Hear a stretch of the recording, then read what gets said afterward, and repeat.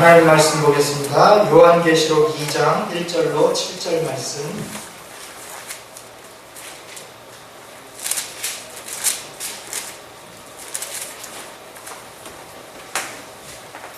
요한계시록 2장 1절로 7절 말씀입니다.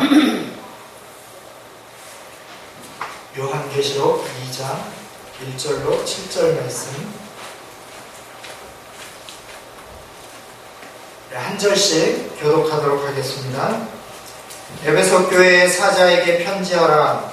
오른손에 있는 7뼈를 붙잡고 7 금촛대 사이를 거니시는 이가 이르시되 내가 내 행위와 수고와 내 인내를 알고 또 악한 자들을 용납하지 아니하는 것과 자칭 사나라 내 아닌 자들을 시험하여 그의 거짓된 것을 내가 드러낸 것과 또 내가 참고 내 이름을 위하여 견디고 게으르지 아니한 것을 아노라. 그러나 너를 책망할 것이 있나니 너의 처음 사랑을 버렸느니라.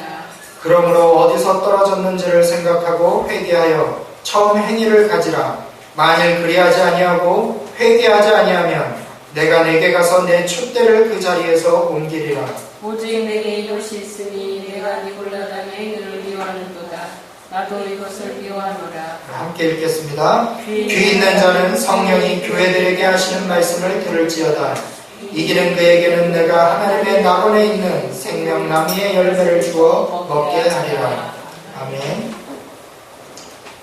오늘부터는 제가 이 수요예배 시간에 설교할 기회가 있으면 7번에 걸쳐서 이 요한계시록 2장과 3장에 나오는 7 교회에 하신 주님의 말씀을 함께 나누면서 오늘을 살아가는 저와 여러분의 신앙생활을 돌아보는 시간이 되기를 원합니다.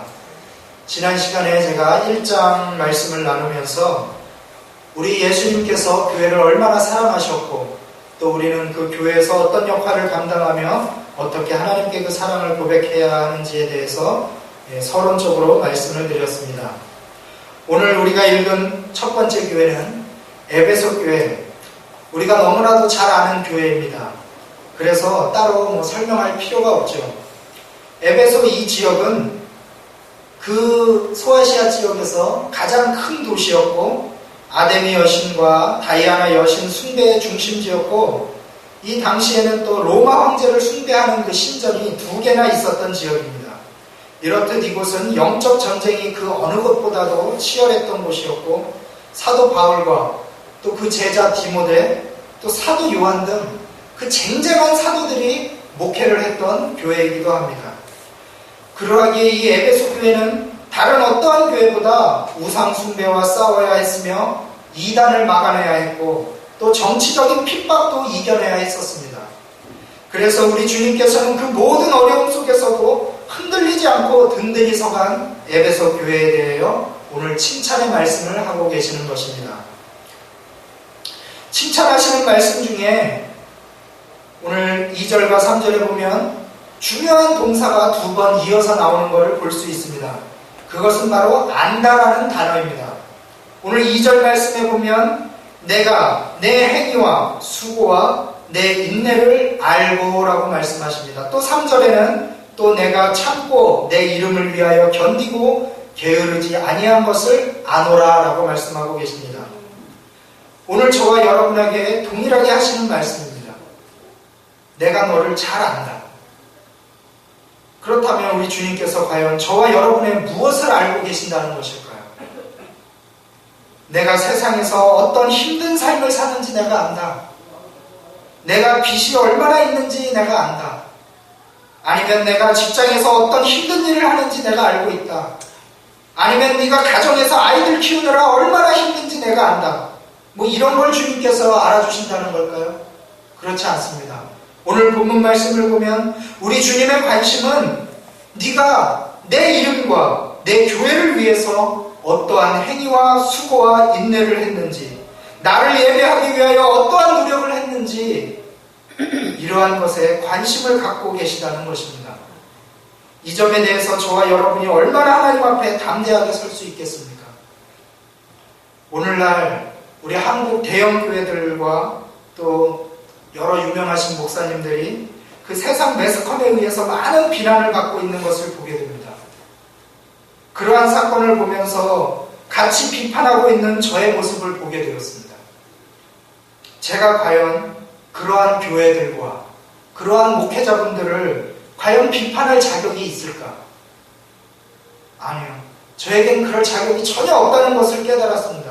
하나님 앞에서 나 자신의 부족한 모습들을 내 안에 그 욕심과 자만심과 더러움과 추악함과 사악함들, 이것들이 언론에 의해서 드러나지 않고 다른 누군가에 의해서 드러나지 않았을 뿐이지 내 안에는 세상 사람들이 볼 때 더 많은 비판거리가 있다는 것을 너무나도 잘 알게 되었습니다. 그럼에도 불구하고 저를 용서하시고 하나님의 사람으로 세워주시는 그 하나님, 이건 사랑이 아니고서는 되어질 수 없는 사건인 것입니다. 이런 은혜를 받은 한 인간으로 하나님 앞에 무엇을 얼마나 보답했는지 내놓을 것이 아무것도 없는 저 자신을 보게 됩니다. 비록 지금은 매스컴과 세상으로부터 비판받는 교회들과 목회자들일지라도 분명 그분들은 한국 교회의 부흥에 큰 역할을 감당했고 또 수많은 영혼을 구원했습니다. 또 그들은 분명히 세계 선교의 많은 일들을 감당했습니다. 저와 여러분은 하나님 나라를 위하여 무엇을 또 얼마나 감당했을까요? 과연 그 세상에서 비판받고 있는 그 교회와 목회자들만큼 하나님의 나라를 위해서 우리가 열심히 일했을까요? 우리의 어떤 행위를 주님 앞에 당당히 내보일 것입니까? 어떠한 수고, 어떠한 인내를 주님 앞에 보이셨습니까? 아무것도, 그 어떤 것도 우리 주님께 알아달라고 내세울 것이 없는 우리들 아닙니까? 네, 아무것도 없습니다. 제가 이렇게 전도사라는 이름으로 사역을 하는 거요, 더 많은 시간과 열정과 실력으로 이 땅에서 전 세계에서 사역하는 분들 너무나도 많이 있습니다. 어디다 명함도 진짜 못 내밉니다. 지금 여러분이 또 교회의 한 지체로서 각자 맡은 바 직분에서 헌신하고 있는 그 직분, 나보다 더 열정적으로 하는 분들이 이 땅에 너무나도 많이 있습니다. 우리는 아무리 애쓰고 아무리 노력해도 예수님에게서 우리의 신앙생활을 이 에베소 교회 성도들처럼 칭찬 듣기란 결코 쉽지가 않습니다. 그것이 바로 우리의 오늘날 현 주소인 것입니다. 성령의 역사하시는 그 열정이 아니고서는 주님 오실 때까지 이 모든 사역을 감당하기가 쉽지 않은 사역들인 것입니다. 오늘 본문에 나오는 에베소 교회는 모든 교회 사역에 성공한 교회였습니다. 치열한 영적 전쟁에 싸워 이겼고 말씀으로 단단히 무장했고 거짓 사도들조차도 분별해낼 정도로 예리한 분별력을 가지고 있었습니다. 그들은 부지런했고 어려움에도 참고 견뎌냈습니다. 그런데 그런 눈앞에 보이는 문제들을 집중하고 그 문제들을 해결하는 데 집중하다 보니까 정작 중요한 성도의 본질을 잃어버렸다고 우리 주님께서 말씀하고 계십니다. 우리가 볼 때 정말 이 에베소 교회는 하나님이 보실 때 너무나도 아름답게 너무나도 충성된 주님의 군사로 이 모든 환난 속에서 굳건히 그 믿음을 지켜내며 이겨나갔는데 우리 주님께서는 그렇게 보시지 않고 있다는 것입니다. 이 본질이 얼마나 중요한지 오늘 2절, 3절에 나온 그 모든 것들도 이 본질을 잃어버리면 아무 소용이 없다고 말씀하고 계십니다. 그 본질을 찾지 못하면 내 촛대를 그 자리에서 옮겨버리겠다고 하십니다. 그 교회를 없애버리겠다는 말씀이십니다. 여러분, 그 본질이 무엇입니까? 그것은 바로 주를 향한 사랑인 것입니다. 그냥 사랑이 아니라 오늘 본문에 나오는 처음 사랑이라고 말씀하고 계십니다. 오직 주님만 바라보고 주님 한 분만 의지했던 그 사랑, 그것이 바로 우리 주님을 향한 처음 사랑입니다. 본문 말씀에 처음 사랑을 회복하라고 하시면서 그 방법을 알려주시는데 그것은 처음 사랑이 어디서 떨어졌는지 기억해서 찾으라고 말씀하십니다. 그런데 그 후에 나오는 말씀이 처음 사랑을 찾으라가 아니라 처음 행위를 찾으라입니다. 우리 주님께서는 오늘 본문 말씀에 4절 말씀에 보면 그 그러나 너를 책망할 것이 있나니 너의 처음 사랑을 버렸느니라. 여기서는 처음 사랑을 버렸다라고 말씀하시는데 계속해서 5절 말씀에 보면 그러므로 어디서 떨어졌는지를 생각하고 회개하여 처음 사랑을 가지라가 아니라 처음 행위를 가지라라고 말씀하고 계십니다. 만일 그리하지 아니하고 회개하지 아니하면 내가 내게 가서 내 촛대를 그 자리에서 옮긴다고 말씀하고 계시는 것입니다. 왜 사랑이 아니고 행위라고 말씀을 하셨을까요? 바로 이 사랑은 우리의 행위로 나타나기 때문입니다. 여러분은 누군가를 뜨겁게 사랑해 보신 적이 있으시죠? 하다못해 안 되면 초등학교 때 선생님이라도 짝사랑해 보신 적이 있지 않으십니까? 설마 결혼하신 분들은 사랑 안 하고 결혼하시지는 않았겠죠? 아마 한 번씩은 사랑하는 그 마음을 느꼈으리라 믿습니다. 처음 연애하고 사랑할 때 어떠셨습니까? 시간만 나면 만나고 싶고 또 목소리가 듣고 싶고 좋은 영화 있으면 같이 보고 싶고 맛있는 음식이 있으면 같이 먹고 싶고 또 같이 웃고 같이 울고 싶지 않으셨습니까? 매일 보고 싶기 때문에 결혼하신 거 아닙니까? 사랑은 이렇듯 우리의 마음뿐 아니라 우리의 행동도 변화시킨다는 것입니다. 오늘 에베소 교회에 말씀하시는 그 주님의 뜻은 그 사랑의 행위를 찾으라는 것입니다. 비록 에베소 교회는 이단과 싸웠고 우상 숭배를 이겨냈지만 거짓 사도들을 그 분별하는 등 말씀으로 강하게 무장되어 있었지만 모든 어려움을 이겨냈지만 하지만 그러면 그럴수록 주님을 향한 그 애틋한 사랑의 마음이 시들해져 갔던 것입니다. 에베소 교회는 신학적인 면을 너무 주장하다 보니까 그 사랑이 떨어져 갔던 것입니다. 그러면 우리는 무엇으로 이 처음 행위를 회복해야 할까요? 그것은 주님을 만나고자 하는 열정입니다. 그 열정은 뭐로 표현되죠? 지금 우리가 하고 있는 바로 이것. 바로 예배를 통해서 우리의 사랑의 열정이 행위로 표현되는 것입니다. 일주일에 한 번 드려지는 그 주일날 예배로 부족하기 때문에 오늘 이렇게 수요일날 피곤하신데도 우리의 그 피곤한 육신을 이끌고 우리 주님을 만나고자 그 사랑을 표현하고자 이 자리에 나오신 것이 아니겠습니까? 우리 주님은 그러한 사랑을 원하고 계신 것입니다. 여러분은 오늘 이 자리에 나올 때 과연 어떤 마음으로 나오셨습니까? 주님을 만나고자 하는 그 사랑의 감격이 있으셨습니까? 아마 있으셨을 겁니다. 그러니까 육신의 피곤함을 이기고 이렇게 나오신 것이 아니겠습니까? 우리 주님이 얼마나 기뻐하실지 여러분들 마음속에 그 기뻐하시는 주님을 함께 기뻐하며 느끼셨으면 좋겠습니다. 우리 연세가 좀 드신 분들은 손자, 손녀들이 있으실 것이고 또 우리 결혼하신 분들은 아마 자녀들이 있으실 겁니다. 그런데 우리 손자, 손녀와 같이 살지 않고 요즘엔 따로 사는 가족들이 많이 있으니까요. 또 어떠한 일 때문에 우리 백집사님 같은 경우는 지난번에 아이들이 아파서 또 할머니 집에다가 맡겨놓고 이렇게 떨어져서 지내고 또 우리 큰아들 같은 경우도 여러 가지 사정 때문에 이렇게 떨어져 지내고 있는 것을 볼 수 있는데 우리가 어떠한 이유로 자녀들과 만약에 떨어져서 지내고 있다고 생각을 해봅시다. 그리고 일주일에 한 번을 만날 수 있는 기회가 있어요. 그래서 그 일주일에 한 번을 자녀들이 우리를 찾아와서 만날 수 있는데 내 손주들이 나를 찾아와서 만날 수 있는데 그 일주일이 얼마나 기다려지겠습니까? 그 자녀들을 보고 싶어서. 그것이 바로 그 자녀들을 사랑하기 때문에 기다려지는 것이 아니겠습니까? 또 그 자녀들도 부모님을 만나고 할아버지 할머니를 만나기 위해서 그날을 얼마나 기다리겠습니까?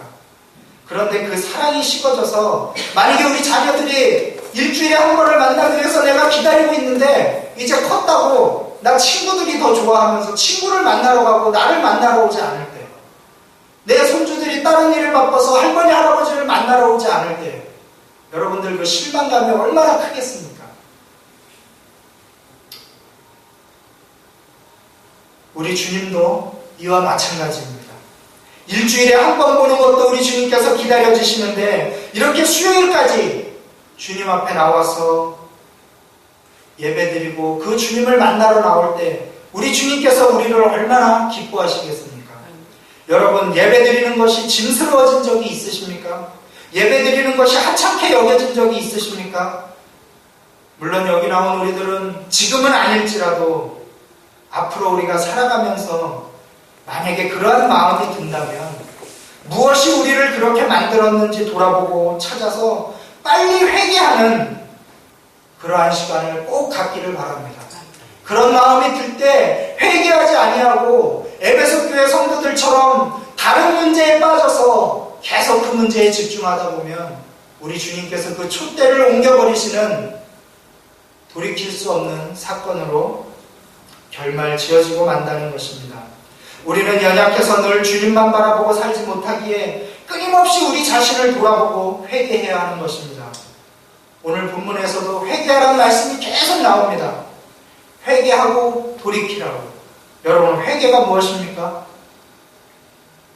우리가 그냥 하루하루 살아가면서 도덕적으로 짓는 죄에 대해서 주님 회개합니다 하는 그것이 바로 회개입니까? 그런 것은 회개가 아닙니다. 여러분이 어디 지방으로 내려가는 고속도로를 차를 끌고 들어섰다고 생각을 해보십시오.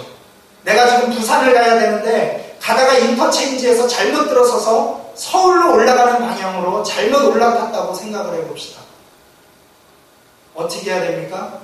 내가 지금 잘못 가고 있다는 것을 빨리 알았을 때는 다음 톨게이트에서 얼른 나와서 차를 돌려서 다시 부산 방향으로 돌려야 하지 않겠습니까? 그것이 바로 회개하는 모습입니다. 내가 뭐 세상에서 이런 죄 저런 죄 짓는 것이 그게 중요한 것이 아니라 내가 지금 하나님 앞에 온전히 서고 하나님 한 분만을 바라보며 그 첫사랑을 갖고 끊임없이 나아가고 있는가, 아니면 지금 내가 가고 있는 이 길이 주님을 향한 그 사랑의 길이 아니라 반대 방향으로 내가 다른 것을 사랑해서 반대 방향으로 가고 있지는 않는가. 그렇다면 얼른 그 차를 돌려서 다시 제대로 된 방향으로 올라타는 것, 이것이 바로 회개인 것입니다. 주님을 향한 사랑이 반대 방향으로 멀어져 갈 때 그것을 빨리 알아차리고 주님 앞으로 내 발길을 180도 돌리는 것, 그것이 바로 회개인 것입니다. 예배에 나오는 것 자체가 짐스러워질 때가 온다면 그때가 바로 우리가 회개해야 될 때라는 것입니다. 가장 근본적인 주님을 만나고자 하는 그 사랑의 마음을 변함없이 지속해 나가는 저와 여러분이 되기를 소원합니다. 예배를 참석하는 것만으로 그렇다면 우리의 처음 회개가 과연 회복되는 것일까?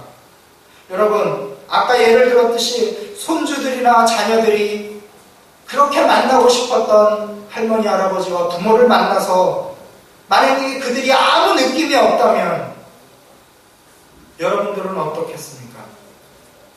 너무 만나고 싶어서, 너무 사랑스러워서 서로가 끌어안고 뽀뽀하고 때론 보고 싶었다고 눈물까지 흘리며 그 사랑을 표현하지 않겠습니까? 우리의 예배가 이러한 사랑의 감격이 있는 예배가 되어지기를 소망합니다.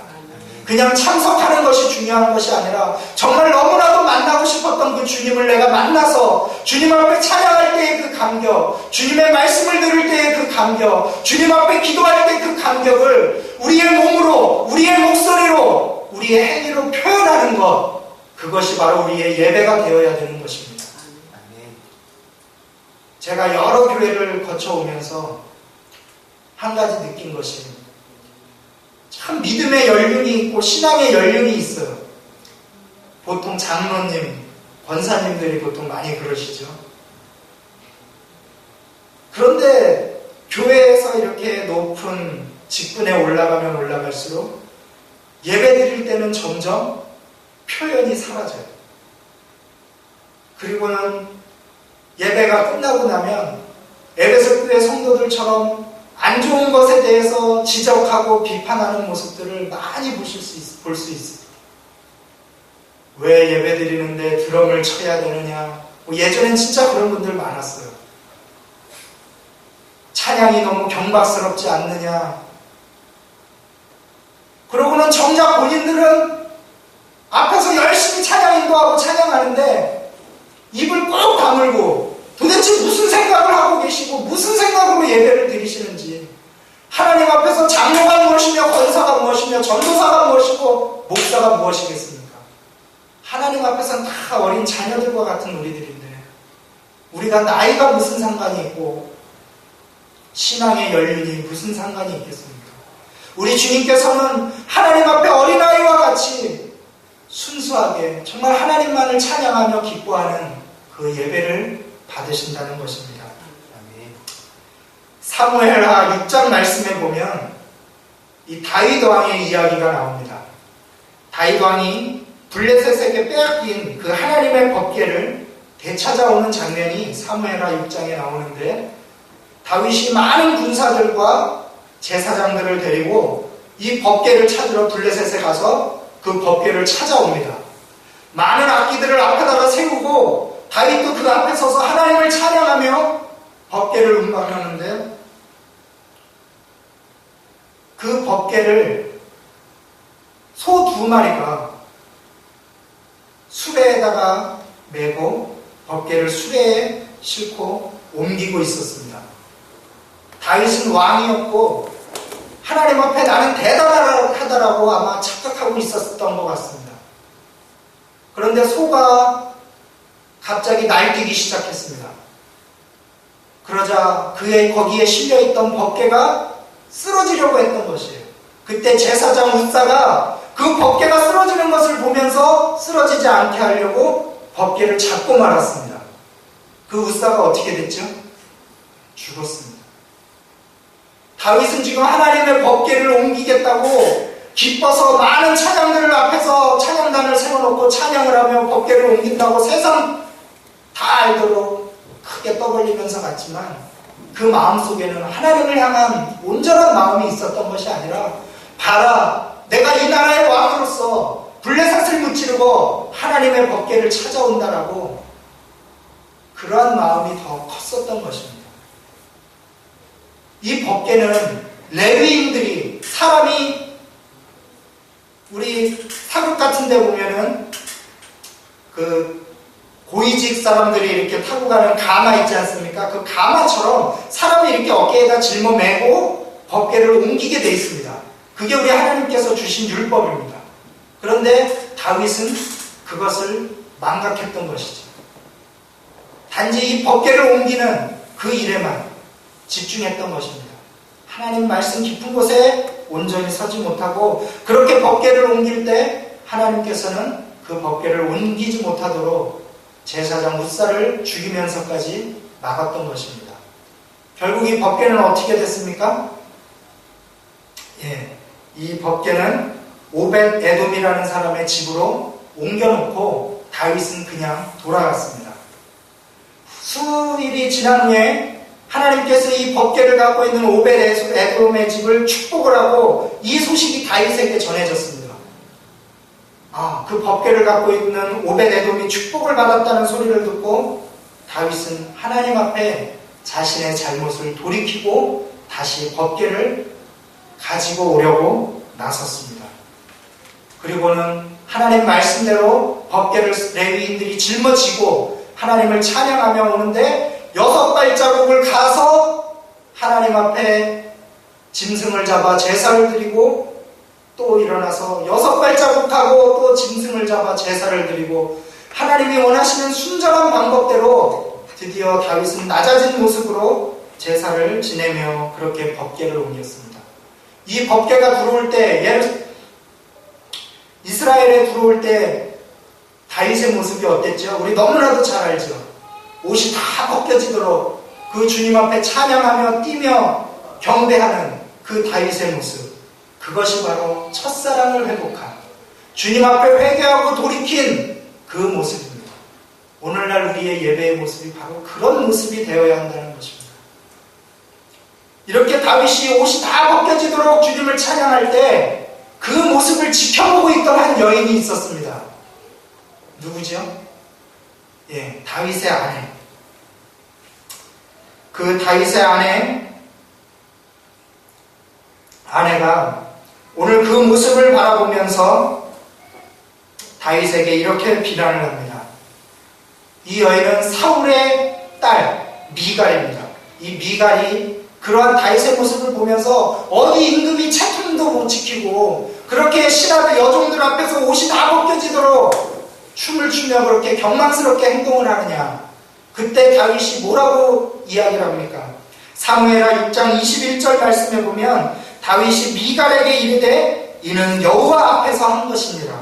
그가 내 아버지와 그의 온 집을 버리시고 나를 택하사 나를 여호와의 백성 이스라엘의 주권자로 삼으셨으니 내가 여호와 앞에서 뛰놀리라. 이것이 바로 다윗의 고백이었습니다.